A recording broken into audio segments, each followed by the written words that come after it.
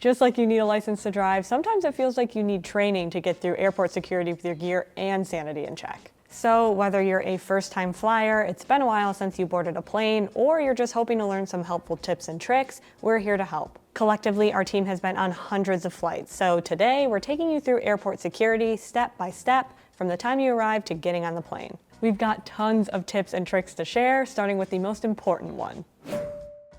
Stick to your ticket. It may not have been so easy for Harry Potter, if you know you know. Being prepared before you arrive is key to smooth sailing through the airport and security. We recommend checking in online before arriving at the airport because it helps guarantee your seat on the plane. However, if you haven't, head to a check-in kiosk before getting in line for TSA and print that boarding pass. Or head to the desk if you have any bags to check and they can check you in there. Not all airports are the same though, and sometimes you do have to check your bag through a little kiosk thing that just takes it away from you and you don't interact with anybody, so follow the signs and listen to directions from staff who's working there. Before you check your bag is the time to make sure any belongings you need on the plane are in your personal item or carry-on bag. Now you can head to security. Whether you have a paper ticket or save the QR code to your Apple or Google Wallet on your phone, be sure to have it handy along with your ID as you approach the end of the security checkpoint. You'll need to show them to the employee before you get to the scanners, so you don't want to block the entrance as you dig into your bag to pull them out. As you approach the security line, pay attention to the warnings and regulations, especially if you're in a different country. Here in the US, we're used to the rules about how much liquid you can carry on board, but what's allowed isn't the same in every country.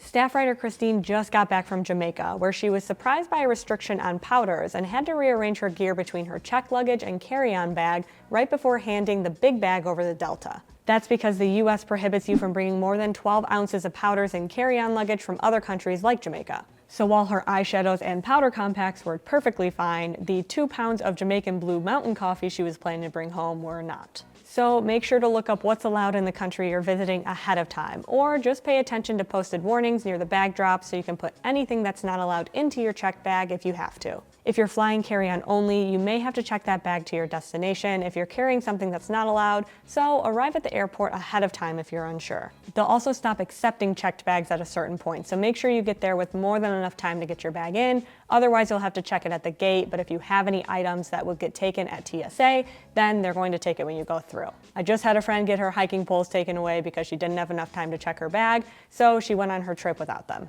Most countries still regulate liquids too. So while we understand the need to have a cup of coffee or drink some water to stay hydrated before your flight, make sure you get rid of it before you get in line. There are typically trash cans immediately outside of the TSA line specifically for that purpose, so step aside and take care of your beverage instead of waiting until you reach the conveyor belt, or worse, getting pulled aside after officers spot it going through the X-ray machine. If you're flying into the US and catching a connecting flight from there, you'll need to go through security again, which means emptying out your water bottle again.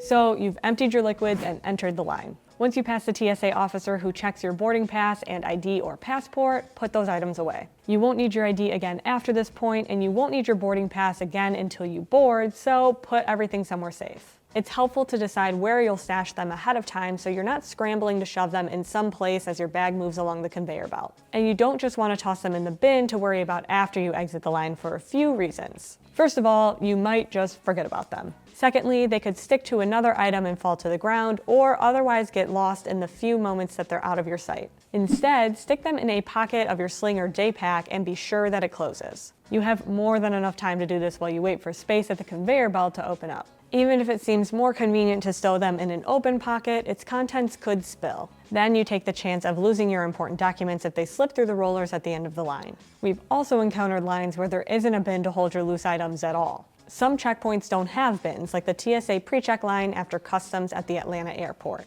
Speaking from recent experience, of course. So you're going to need a place to put the contents of your pockets before walking through the screener. We recommend a sling if you don't want to carry a bigger bag. It's easy to keep on during the flight and likely has enough space for at least your phone, wallet, and keys. Plus, you'll always know exactly where to find your travel essentials since they'll be front and center on your chest. I like to use a small 1-liter sling as essentially a wearable pouch as I'm going through line, so I have quick access to all of my documents. Then I can put it through the scanner, and when I'm all the way through, I'll just shove it in a pocket of my backpack and I know where it is when I need it next. While fewer places are requiring you to remove your liquids from your bag before you send your items through, you may still have to. We recommend packing them into a clear 3-in-1 bag just in case you have to pull them out, or bringing a zip-top bag with you in case a security officer asks you to remove it from your bag. There's a good chance that the officers will tell you what you need to know before you even get to the conveyor belt though. That's why one of our best airport security tips is to pay attention. Every screening area runs just a little bit differently, but security officers in each country nearly always tell you what you need to know that day. Do you need to pull out your laptop? Does it need to go in its own bin? Or can you keep your liquids inside of your bag? These experts deal with travelers all day long, so take a second to listen to what they're saying. They're usually pointing it out to you because it's a mistake that travelers make time and time again, and they're tired of those hiccups holding up the line. Since they often give these directions loud enough for everyone standing around waiting in line to hear, you have more than enough time to rearrange your belongings before you hit the conveyor belt.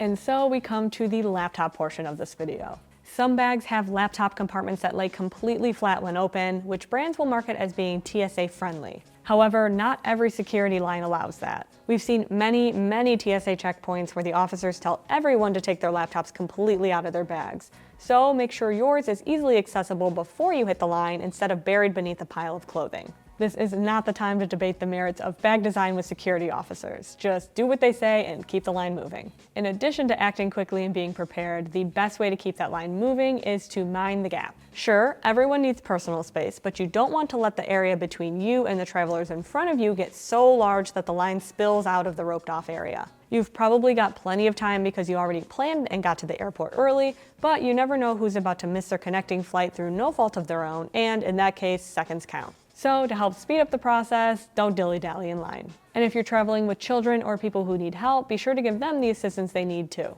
Something you may have to help them with, in addition to do yourself, is to get your clothing ready before you get to the front of the line. Loosen shoelaces and remove belts, hoodies, jackets, and hats. Then stick them in your personal item bag before reaching the X-ray machine so the travelers behind you don't have to wait for you to disrobe. Of course, if you have TSA PreCheck, Clear, or another pre-screening service in your home country, you may be skipping over half of these tips. After all, you don't have to take off your shoes or belt or pull out your toiletries or a bunch of other things that the regular line has to do. But if you're flying internationally, be prepared for the trip home. For example, TSA PreCheck doesn't apply in Jamaica, and Christine wore sandals to the airport instead of shoes. She packed a pair of socks in her personal item bag and put them on before entering the security line so she didn't have to walk barefoot after taking off her sandals like many others. Planning pays off here because if you stash a zip-top bag as well, you can pull it out and pop your dirty socks right inside after you exit security, then toss them in the wash when you get home without having to touch all the dirt and germs from the airport floor or getting the rest of your gear in your bag funky. So you've sent all of your items through and something gets flagged. First, take a deep breath, it's all gonna be okay.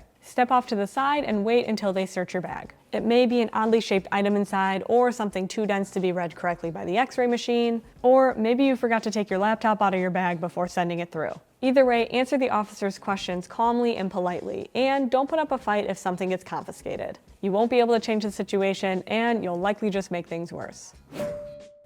Once you're completely through security, before you leave the area, make sure you have all of your items. Sure, you may be in a rush, but you have to take even more time searching or running back to the security checkpoint if it turns out that you left something behind. That's speaking as somebody who has left their boarding pass in the bin before, while they were still very much printed out. We don't recommend that you clog up the end of the roller belt for long, though. Once you're sure that you have everything, replace the bin in the stack at the end and step away before putting back on your shoes, belt, and jacket. That area can back up quickly because no one can move out of the way until you do. Luckily, there are nearly always chairs just a few feet away from the end where you can sit and retie your shoes, take off those now dirty socks, and repack your gear just the way you want. Then it's time to refill your water bottle and hit the restroom, restaurants, or shops before you board. If you've gotten through security quickly enough, you should have time to enjoy all of the amenities the airport has to offer before lining up to board your flight. Hopefully these tips will help you get on your next flight calmer than you would have ever thought possible. As long as you leave home with enough time before boarding, it shouldn't feel as stressful as a final exam.